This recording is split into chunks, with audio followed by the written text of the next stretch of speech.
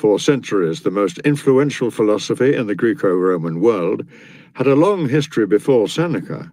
Founded by Zeno, born of Phoenician descent in Cyprus, circa 336 to 5 BC, who had taught or lectured in a well-known stoa, a colonnade or porch, hence the name, in Athens, it had been developed and modified by a succession of thinkers, whose opinions on various logical, ethical, or cosmological questions showed some fair divergences.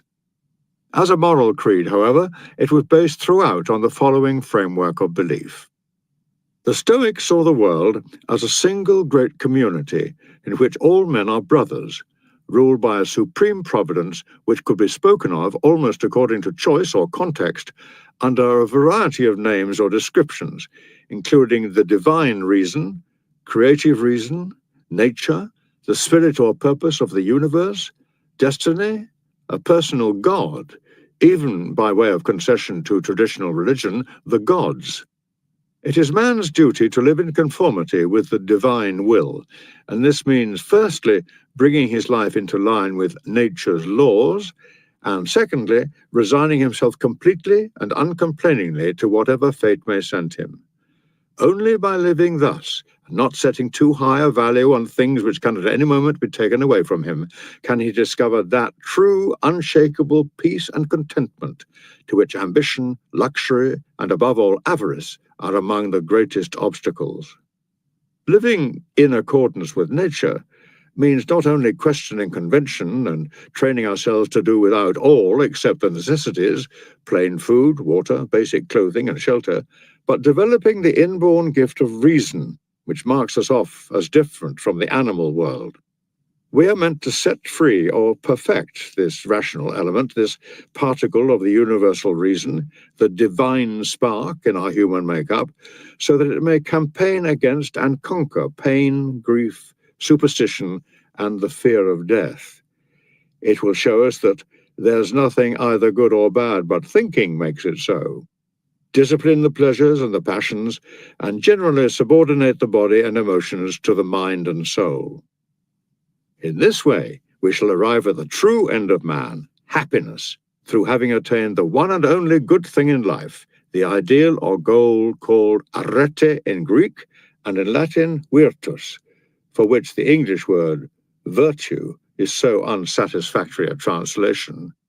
This, the summum bonum or supreme ideal, is usually summarized in ancient philosophy as a combination of four qualities: wisdom or moral insight, courage, self-control, and justice, or upright dealing.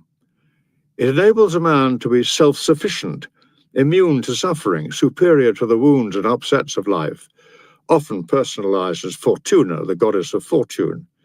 Even a slave thus armed can be called free, or indeed titled a king, since even a king cannot touch him. Another example of these paradoxes for which the Stoics were celebrated is one directed at the vanity of worldly possessions. The shortest route to wealth is the contempt of wealth. This ethic, together with its backing in a system of physics and logic, had first been given shape in the minds of thinkers who, although Greek-speaking, were for the most part not of European descent, coming from places in Asia Minor or the Levant, like Tarsus, Cyprus, and Babylon. This does not seem to have reduced the appeal it made to educated Romans when, around the middle of the 2nd century BC, it first came to their notice. The duties it inculcated, courage and endurance, self-control and self-reliance, upright conduct and just dealing, simple and unluxurious habits, rationality, obedience to the state, were self-evident to many Romans, corresponding quite closely to the traditional idea of virtus. The development of the jus naturae by the Roman jurists and Posidonius' identification of the Stoic world community or cosmopolis with the Roman Empire made its acceptance even easier. At a later date, the Stoic view of the ruler, this term including governors, magistrates, and administrative officials, as a man whose actions could be criticized and even as a minister or servant, was to be disliked by emperors, some of whom replied by expelling the philosophers. But Stoics were usually far from hostile to monarchy as such. However openly they declared that rank counted for nothing against the duty of all men, whatever their station, to play their part in life well. Despite its wide acceptance in educated circles, early Stoicism had a forbidding aspect, which went far to explain its failure to influence the masses. There was something unreal or fictional about the sapiens, the wise man or philosopher. This ideal figure seemed, from the way the Stoic lecturers talked, to have somehow become perfect in some sudden transformation long ago. Gradual self-improvement was hardly discussed. The target it set seemed too high for ordinary men. It stifled and repressed ordinary human emotions, in striving after apatheia, immunity to feeling. Cato, the great Stoic saint, is reported to have expressed regret at having kissed his wife in a moment of danger.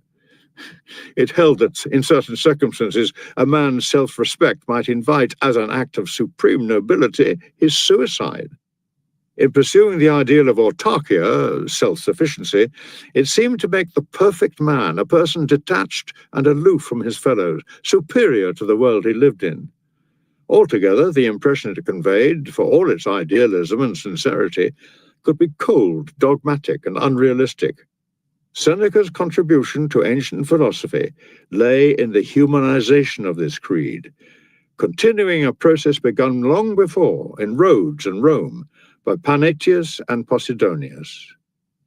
Although Seneca wrote for a relatively narrow circle of educated persons, usually addressing his compositions to a particular friend or relative, as if he were that person's special spiritual advisor, his letters and essays show a Stoicism more closely reconciled with the facts and frailty of human nature.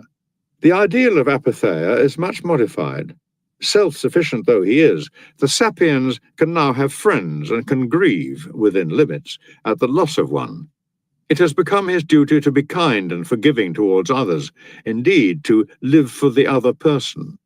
In his way of living, he should avoid being ostentatiously different from those he tries to win from moral ignorance. He has to battle like the rest against his failings, in a long and painful progress towards perfection, in which all can do, with help from above or the inspiration of others' example. Seneca himself, we observe, occasionally makes immodest statements concerning his own progress, but is capable of humility, as in one description of himself as a long way from being a tolerable, let alone a perfect human being.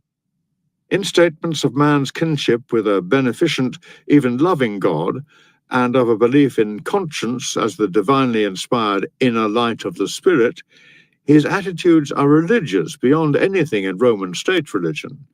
In his day, little more than a withered survival of formal worship paid to a host of ancient gods and goddesses.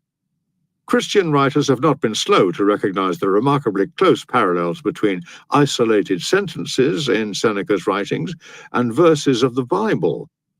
On the other hand, the word God, or the gods, was used by the philosophers more as a time-honored and convenient expression than as standing for any indispensable or even surely identifiable component of the Stoic system. And the tendency of Stoicism was always to exalt man's importance in the universe, rather than to abase him before a higher authority. The hope of immortality was occasionally held out, but Seneca does not play on it. To him, as to most Stoics, virtue was to be looked on as its own reward and vice as its own punishment. The religious hunger of the masses of his day was to be met not by philosophy, but by the cults of Isis and Mithras and Christianity. For the ancient world, then, apart from reviving philosophy in Latin literature, he spiritualized and humanized Stoicism. What of Seneca and modern philosophy? The latter, at least in the universities of the English-speaking world, has for some time been set on a course which he would certainly have condemned. He would not have understood the attention it pays to ordinary language. And some of his letters, for example, letter 48, make it clear that it would have come in for a share of his impatience with philosophers, not excluding Stoics, who in his eyes degraded philosophy by wasting their time on verbal puzzles or logical hair-splitting. But more than this, he would have denounced the opinion to which most philosophers, tacitly or otherwise, have come round in the last half-century, that it is no part of the business of philosophy to turn people into better persons, as tantamount to desertion or lèse-majesté. His tremendous faith in philosophy as a mistress was grounded on a belief that her end was the practical one of curing souls, of bringing peace and order to the feverish minds of men pursuing the wrong aims in life. What we say should be of use, not just entertaining. Even